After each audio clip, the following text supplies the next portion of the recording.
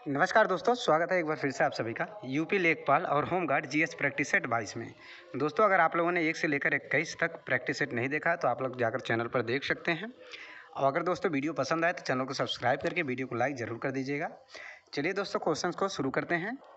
और दोस्तों, इसमें जितने भी क्वेश्चन लिए गए हैं सभी के सभी दोस्तों बार बार रिपीट होने वाले प्रश्न हैं, जो कि दोस्तों एसएससी और दोस्तों रेलवे में बार बार पूछा गया प्रश्न है। इसलिए दोस्तों वीडियो बहुत ही इंपॉर्टेंट होने वाला है और सभी क्वेश्चन को दोस्तों पूरा डिटेल वाइज समझाया गया है, तो दोस्तों वीडियो को ज़रूर पूरा देखिएगा। चलिए क्वेश्चन शुरू करते हैं। पहला क्वेश्चन दोस्तों आप लोगों के सामने दिख रहा है, सम्राट अशोक का कौन सा शिलालेख कलिंग पर उसके विजय का उल्लेख करता है। बहुत इंपॉर्टेंट है दोस्तों, कलिंग विजय। कलिंग विजय दोस्तों बहुत ही इंपॉर्टेंट है। तो दोस्तों यह पूछा गया दोस्तों कि कौन सा शिलालेख है जो कलिंग पर उसके विजय की उल्लेख करता है। तो इसका आंसर हो जाएगा ऑप्शन नंबर डी, 13वां अभिलेख। 13वां अभिलेख। अच्छा दोस्तों, अभिलेखों की संख्या की बात करें, अभिलेख यहाँ पर शिलालेख पूछा है, लेकिन अभिलेखों की संख्या टोटल कितने अभिलेख हैं। अशोक के टोटल अभिलेखों की संख्या की बात करें, टोटल 14 अभिलेख हैं। इसको याद रखिएगा, टोटल 14 अभिलेख हैं। 13वें अभिलेख की बात करें, 13वें अभिलेख की बात करें दोस्तों, उसको किस नाम से जाना जाता है, तो सहबाज गढ़ी। याद रखिएगा दोस्तों, सहबाज गढ़ी 13वां अभिलेख। इसका आंसर हो जाएगा ऑप्शन नंबर डी, 13वां अभिलेख को बोला जाता है सहबाज गढ़ी। याद रखिए दोस्तों, सहबाज गढ़ी बोला जाता है। अब सहबाज गढ़ी का लोकेशन, सहबाज गढ़ी कहाँ पर देखने को पड़ता है, तो ये जाएगा दोस्तों पाकिस्तान में। पाकिस्तान में देखने को मिलता है सहबाज गढ़ी, इसको भी याद रखिएगा। पाकिस्तान में देखने को मिलता है सहबाज गढ़ी।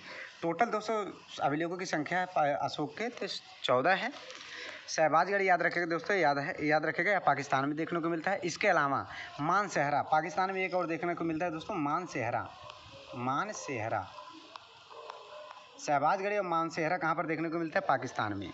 इसके अलावा एक चीज़ और याद रखिएगा दोस्तों, अफगानिस्तान याद रखिएगा। अफगानिस्तान में एक अभिलेख देखने को मिलता है, उसका क्या नाम है, कांधार याद रखिएगा दोस्तों, कांधार कहाँ पर देखने को मिलता है, तो ये अफगानिस्तान में देखने को मिलता है। बाकी जितने इसके अलावा है 3 तो हो गए बाहर देश में, बाकी अब बचा दोस्तों 11 अपने भारत देश में देखने को मिलता है। इसको याद रखिएगा। बाकी दोस्तों यह भी याद रखिएगा, अशोक के जितने अभिलेख हैं उसमें लगभग मोस्टली किस भाषा में देखने को मिलते हैं, तो प्राकृत भाषा में। प्राकृत भाषा याद रखिएगा दोस्तों, प्राकृत भाषा याद रखिएगा, अशोक के शिलालेख में देखने को मिलता है। इसके अलावा दोस्तों ये लिपि पूछा जाता है। अशोक के जितने शिलालेख हैं वो लिपि पूछा जाता है, तो याद रखिएगा ब्राह्मी लिपि में देखने को मिलता है। भाषा की बात करें तो प्राकृत भाषा, अब कुछ एक आध देखने को मिलेगा दोस्तों आपको संस्कृत भाषा में। बाकी ब्राह्मी लिपि देखने को मिलता है मोस्टली, 1-2 को छोड़कर। 1-2 किस में देखने को मिलता है, तो खरोष्टी लिपि और ब्राह्मी लिपि में देखने को मिलता है। यहाँ से दोस्तों कुछ बातें और याद रखिएगा अशोक के बारे में। जैसे अशोक के बारे में कुछ बातें याद रखिएगा। अशोक किस धर्म का अनुयायी था, किस धर्म को मानने वाला था दोस्तों। बाद में इसने बौद्ध धर्म अपना लिया था, यह भी याद रखिएगा। बौद्ध धर्म अपना लिया था, इसको याद रखिएगा। अशोक बौद्ध धर्म का अनुयायी था। अशोक ने दोस्तों श्रीलंका, याद रखिएगा, श्रीलंका अपने पुत्र, श्रीलंका बौद्ध धर्म की प्रचार के लिए किसको भेजा था, तो याद रखिएगा दोस्तों पुत्र महेंद्र, यह दोस्तों बहुत इंपॉर्टेंट है, पुत्र महेंद्र तथा पुत्री संघमित्रा को।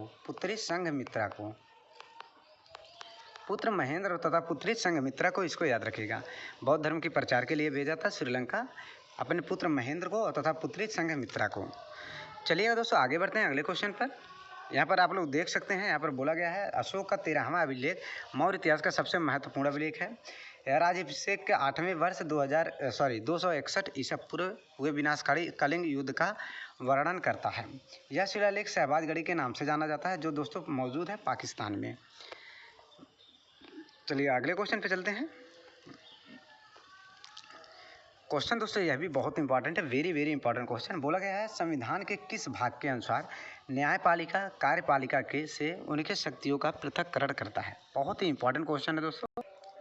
तो न्यायपालिका और कार्यपालिका की शक्तियों का पृथक्करण की बात करें तो ये हो जाएगा भाग के बारे में पूछा गया है। तो भाग की बात करें दोस्तों तो इसका आंसर हो जाएगा ऑप्शन नंबर बी, इसका सही आंसर हो जाएगा भाग 4 के बारे में। भाग 4 में इसके बारे में पूरा वर्णन किया गया है। अब भाग 4 दोस्तों किससे संबंधित है? भाग 4 किससे संबंधित है? तो डीपीएसपी याद रखिएगा, डीपीएसपी राज्य के नीति निर्देशक सिद्धांत है। राज्य के, याद रखिए दोस्तों, राज्य के नीति निर्देशक सिद्धांत है। राज्य के नीति निर्देशक सिद्धांत के बारे में वर्णन किया गया है, इसको याद रखिएगा। बाकी दोस्तों न्यायपालिका और कार्यपालिका के शक्तियों का पृथक्करण की बात करें, अनुच्छेद किस अनुच्छेद में बोला गया है? तो अनुच्छेद की अगर बात करें तो अनुच्छेद हो जाएगा अनुच्छेद 50 में। और डीपीएसपी पूर्ण रूप से कितने अनुच्छेद में वर्णन किया गया है? तो अनुच्छेद याद रखिएगा, बहुत इंपॉर्टेंट है, सभी का सभी लाइन दोस्तों बहुत इंपॉर्टेंट है। डीपीएसपी की राज्य के नीति निर्देशक सिद्धांत किससे संबंधित है? अनुच्छेद की बात करें अनुच्छेद 36 से लेकर अनुच्छेद 51 तक, अनुच्छेद 36 से लेकर याद रखिएगा अनुच्छेद 51 तक डीपीएसपी के बारे में वर्णन किया गया है। बाकी दोस्तों अगर पूछे डीपीएसपी किस देश से लिया गया है, राज्य के नीति निर्देशक सिद्धांत किस देश से लिया गया है? तो यह हो जाएगा दोस्तों आयरलैंड देश से,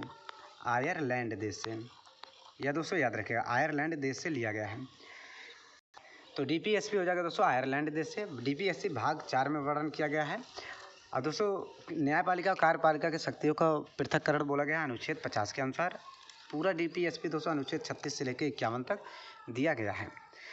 चलिएगा दोस्तों, राज्य के नीति निर्देशक सिद्धांत डीपीएसपी के बारे में जितने भी इम्पोर्टेंट अनुच्छेद होते हैं उन सभी के बारे में पूर्ण रूप से बात करते हैं। देखिएगा,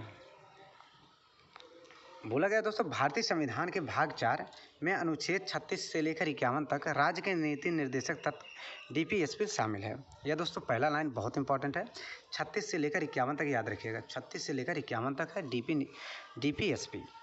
यह आयरलैंड देश के संविधान से प्रेरित है, मतलब आयरलैंड देश से लिया गया है।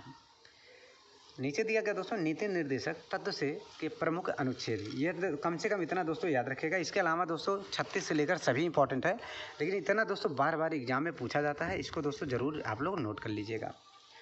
जैसे 39A में, अनुच्छेद 39A में क्या बोला गया है? समान न्याय निःशुल्क विधिक सहायता, समान न्याय और निःशुल्क विधिक सहायता याद रखिएगा, अनुच्छेद 39A में दिया गया है।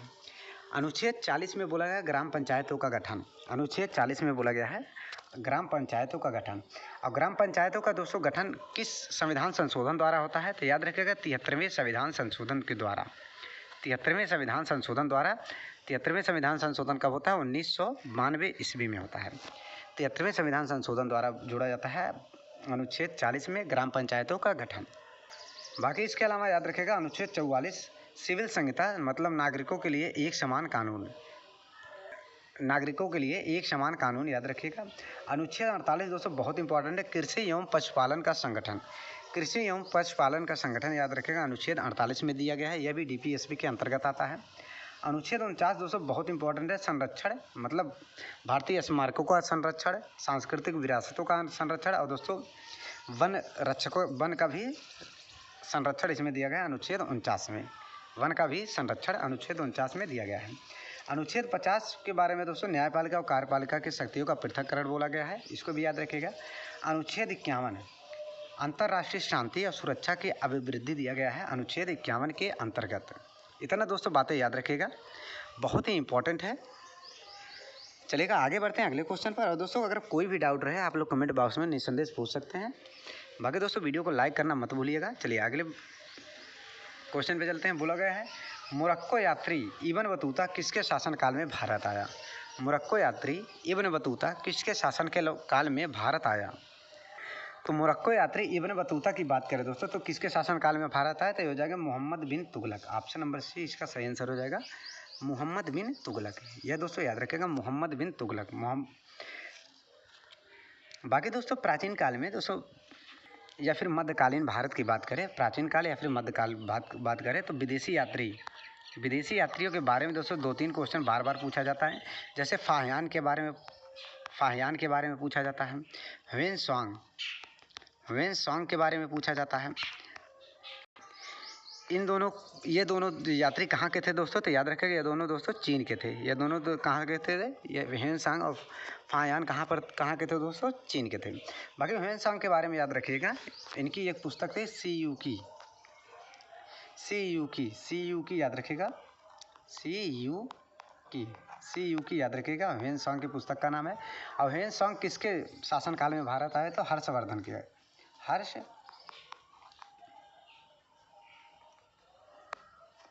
हर्षवर्धन के शासनकाल में भारत आया, इसको भी याद रखिएगा। ह्वेनसांग किसके शासनकाल में भारत आया? तो हर्षवर्धन के शासनकाल में भारत आया, इसको याद रखिएगा।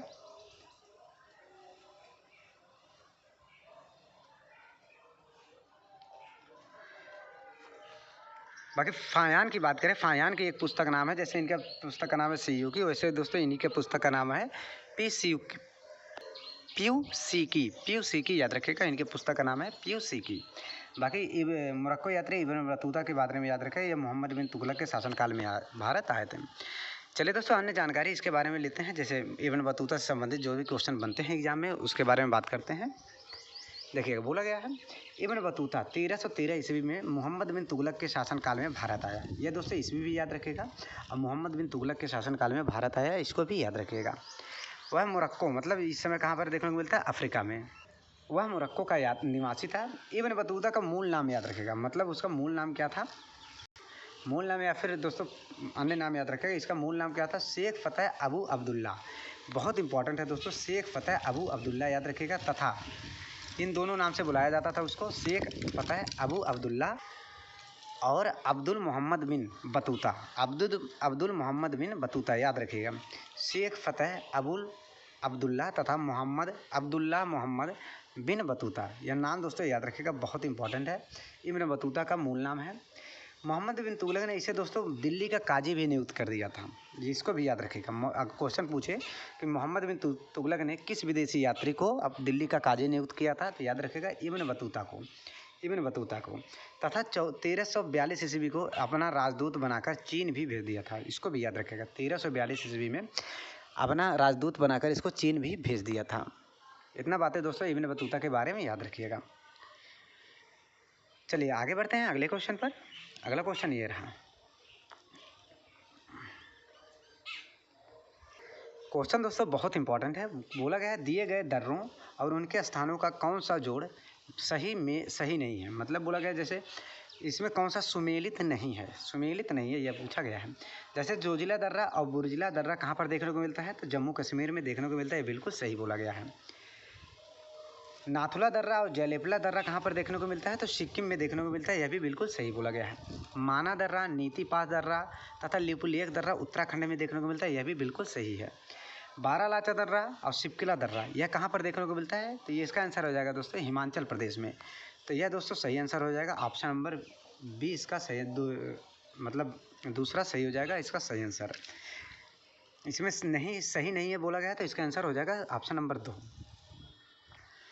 चलिए दोस्तों, कुछ इंपॉर्टेंट दर्रों के बारे में बात कर लेते हैं, जैसे कहाँ पर पाए जाते हैं महत्वपूर्ण दर्रों के बारे में। देखिएगा, नीचे बोला गया है प्रमुख दर्रा उनसे संबंधित राज्य, जैसे बनिहाल, जोजिला और बुर्जिला दर्रा याद रखिएगा, जम्मू कश्मीर में पाया जाता है। बनिहाल दर्रा, जोजिला दर्रा और बुर्जिला दर्रा कहाँ पर स्थित है? तो ये हो जाएगा जम्मू कश्मीर में। रोहतांग याद रखिएगा, बारालाचा याद रखिएगा, शिपकिला। रोहतांग बहुत इंपॉर्टेंट है। रोहतांग, बारालाचा दर्रा और शिपकिला दर्रा कहाँ पर देखने को मिलता है? तो हिमाचल प्रदेश में। बाकी नीति दर्रा, माना दर्रा, लिपुलेख याद रखिएगा उत्तराखंड में। नाथुला याद रखेगा, नाथुला और जयलेपला कहाँ पर है? सिक्किम में। चांगला दोस्तों लद्दाख में देखने को मिलता है, इसको याद रखिएगा। चांगला कहाँ पर देखने को मिलता है? लद्दाख में। कम से कम दोस्तों इतना याद रखिएगा, बहुत इंपॉर्टेंट है। चलिएगा आगे बढ़ते हैं अगले क्वेश्चन पर। अगला क्वेश्चन ये है, राष्ट्रकूट वंश के संस्थापक कौन थे? बहुत इंपॉर्टेंट है। तो राष्ट्रकूट वंश के संस्थापक की बात करें, ये हो जाएंगे दोस्तों दांती दुर्ग। ऑप्शन नंबर डी इसका सही आंसर हो जाएगा, दांती दुर्ग। जैसे दांती वर्मन के भी नाम से जाना जाता है, दांती दुर्ग याद रखेगा। अच्छा, राष्ट्रकूटों के बारे में बात करें दोस्तों, इन्होंने अपनी पहली राजधानी इनकी राजधानी कहाँ पर थी? तो राजधानी की बात करें तो मान्यखेत याद रखेगा दोस्तों, मान्यखेत याद रखेगा। इनकी पहली राजधानी थी मान्यखेत। और राष्ट्रकूटों के बारे में याद रखें दोस्तों, मोस्टली देखने को मिलता है इनका लोकेशन महाराष्ट्र में। और राष्ट्रकूट वंश के शासकों ने ही दोस्तों एलोरा का कैलाश मंदिर बनवाया था। एलोरा का कैलाश मंदिर किसने बनवाया था? कैलाश मंदिर किसने बनवाया था? तो राष्ट्रकूटों ने बनवाया था, इसको भी याद रखिएगा। चलिएगा, बाकी इसके बारे में यहाँ पर दिया गया है, आप लोग देख सकते हैं। बोला गया राष्ट्रकूट वंश का संस्थापक दांती दुर्ग था। राष्ट्रकूट वंश का संस्थापक कौन था? तो दांती दुर्ग था। इनकी राजधानी मान्यखेत जो दोस्तों सोलापुर महाराष्ट्र में देखने को मिलती है। एलोरा के प्रसिद्ध कैलाश मंदिर का निर्माण राष्ट्रकूट शासक कृष्ण प्रथम ने करवाया था। इसको भी याद रखेगा, राष्ट्रकूट शासक कृष्ण प्रथम ने करवाया था एलोरा के प्रसिद्ध कैलाश मंदिर का निर्माण। अच्छा, कन्नौज के बारे में याद रखिएगा, राष्ट्रकूट से संबंधित अगर पूछे, कन्नौज के त्रिपक्षीय संघर्ष के बारे में बहुत बार पूछता है। इसमें त्रिपक्षीय संघर्ष में कौन कौन से शामिल थे, जैसे राष्ट्रकूट वंश के शामिल थे, गुर्जर प्रतिहार वंश के शामिल थे, और दोस्तों बंगाल के पाल वंश, बंगाल के पाल शासक भी शामिल थे। अब यहाँ से पूछता है तो पाल वंश का संस्थापक कौन सा था? संस्थापक तो ये हो जाएंगे दोस्तों गोपाल। पाल वंश के संस्थापक अगर पूछे तो गोपाल हो जाएंगे, इसको भी याद रखिएगा। पाल वंश का संस्थापक किसे कहा जाता है? तो गोपाल। चलिएगा आगे बढ़ते हैं अगले क्वेश्चन पर। अगला क्वेश्चन ये रहा, क्वेश्चन है दोस्तों, राष्ट्रीय गान सर्वप्रथम कब और कहाँ गाया? बहुत ही इंपॉर्टेंट है, वेरी वेरी इंपॉर्टेंट। राष्ट्रीय गान कब और कहाँ गाया गया? तो राष्ट्रीय गान के बारे में बात करें दोस्तों तो इसके लेखक कौन है? लेखक के बारे में बात करें तो बहुत इंपॉर्टेंट है, सभी को पता होगा, रविंद्रनाथ टैगोर। रविंद्रनाथ टैगोर याद रखिएगा, रविंद्रनाथ टैगोर है। इसको दोस्तों सर्वप्रथम कब और कहाँ गाया गया? तो याद रखिएगा दोस्तों कलकत्ता अधिवेशन में गाया गया। अब इसमें कलकत्ता अधिवेशन 2 बार दिया गया है, तो याद रखिएगा 27 दिसंबर 1911 ईस्वी को। ऑप्शन नंबर ए इसका सही आंसर हो जाएगा। 27 दिसंबर 1911 को गाया गया था सबसे पहले राष्ट्रीय गान। 27 दिसंबर 1911 ईस्वी को गाया गया था। बाकी दोस्तों 1927 ईस्वी में कलकत्ता में एक और अधिवेशन होता है जहाँ पर पूर्ण स्वराज की मांग होती है। कलकत्ता में 1927 ईस्वी में एक और अधिवेशन होती है जहाँ पर पूर्ण स्वराज का मांग रखा गया। पूर्ण स्वराज का मांग रखा गया, इसको भी याद रखिएगा। चलिए आगे बढ़ते हैं। बाकी इसके बारे में यहाँ पर पूर्ण रूप से डिटेल में भी दिया गया है, आप लोग देख सकते हैं। बोला गया है राष्ट्रीय गान जन गण मन रविंद्रनाथ टैगोर द्वारा लिखा गया है। यह पहली बार भारतीय राष्ट्रीय कांग्रेस सम्मेलन में 27 दिसंबर 1911 को कलकत्ता में गाया गया। इसकी अध्यक्षता किसने किया था? पंडित बिशन नारायण धर ने इसकी अध्यक्षता किया था, इसको भी याद रखिएगा। बाकी दोस्तों कांग्रेस के बारे में आप लोगों को पता होगा इसकी स्थापना होती है 1885 ईस्वी में ए.ओ. ह्यूम के द्वारा आप लोगों को पता होगा, ए.ओ. ह्यूम के द्वारा। इसकी पहले अध्यक्ष कौन थे दोस्तों? तो W.C. बनर्जी, व्योमेश चंद्र बनर्जी। इसकी पहला अध्यक्षता कहाँ पर होती है? तो मुंबई के गोकुलदास बनर्जी संस्कृत विद्यालय में होता है, इसको भी याद रखेगा। पहली भारतीय महिला पूछे तो सरोजिनी नायडू, पहली महिला पूछे तो एनी बेसेंट हो जाएंगी। इन सभी के बारे में आप लोगों को पता होगा। चलिएगा आगे बढ़ते हैं। अगला क्वेश्चन ये रहा दोस्तों, निम्नलिखित में से किस ग्रह को पार्थिव ग्रह या फिर आंतरिक ग्रह कहा जाता है? बहुत इंपॉर्टेंट है। तो दोस्तों इसका आंसर आप लोग कमेंट बॉक्स में ज़रूर बताइएगा। निम्नलिखित में से किस ग्रह को पार्थिव ग्रह या फिर आंतरिक ग्रह कहा जाता है? बहुत इंपॉर्टेंट है। तो इस क्वेश्चन में दोस्तों पूर्ण रूप से डिटेल में यहाँ पर नीचे दिया गया है, आप लोग देख सकते हैं। आंसर तो दिख रहा होगा, लेकिन दोस्तों आप लोग कमेंट जरूर करिएगा। बाकी इसके आगे कल करते हैं। तो आज के लिए बस इतना ही दोस्तों। आप लोगों का सपोर्ट अगर रहा तो दोस्तों इस सेशन को डेली लगभग 1 घंटे किया जाएगा, लेकिन दोस्तों आप लोगों का जब सपोर्ट रहेगा तभी होगा ऐसा। चलिए मिलते हैं एक और नए वीडियो के साथ, तब तक के लिए दोस्तों धन्यवाद।